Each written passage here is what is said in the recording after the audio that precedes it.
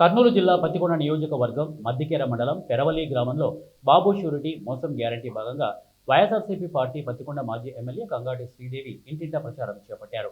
ప్రతి ఇంటి సమస్యలు అడిగి తెలుసుకుంటున్న సందర్భంలో గత వైఎస్ఆర్సీపీ అధికారం ఉన్నప్పుడు ఇల్లు మంజూరైంది, కానీ ఇంతవరకు ఒక్క రూపాయి కూడా అకౌంట్లోకి పడలేదని వారన్నారు. ఆ విషయం తెలుసుకుని తక్షణమే ఆధార్ కార్డు ఇవ్వండి, సహకరిస్తామని తెలిపారు. నాయుడు గారు 2014 నుంచి 19 వరకు 35-39 వేల పింఛన్లు ఇస్తే, ఆ తర్వాత మేము ఎక్కువ రెట్టింపు పెంచి సుమారుగా దాదాపుగా 64-65 వేల పింఛన్లు ఇవ్వడం కూడా జరిగింది వైఎస్ఆర్సీపీ గవర్నమెంట్.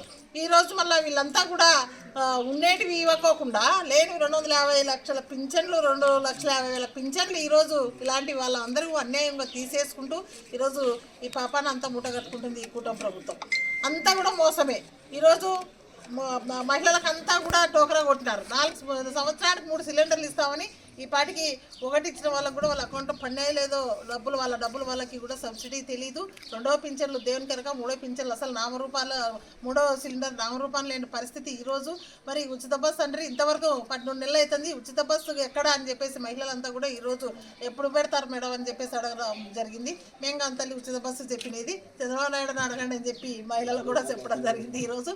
కాబట్టి నెలకి 18 ఏళ్ళు నిండిన ప్రతి మహిళకు కూడా మరి మేము 1,500 ఇస్తాం. నెలకి 18 ఏళ్ళు నిండిన ప్రతి వాళ్ళకి 59 ఏళ్ళ వరకు 1,500 ఇస్తాం నెలకని చెప్పినారు. అది కూడా ఇంతవరకు కూడా లేదు.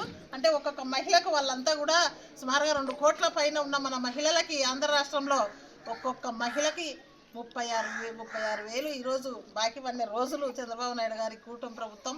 అదేగాక ఇంకా అన్నదాత సుఖీభవ్ అని చెప్పేసి సంవత్సరానికి ఒక్కొక్క రైతుకు ఈరోజు రైతన్నకి 20,000 నష్టం.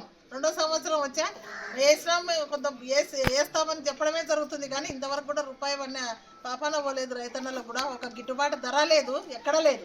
అదే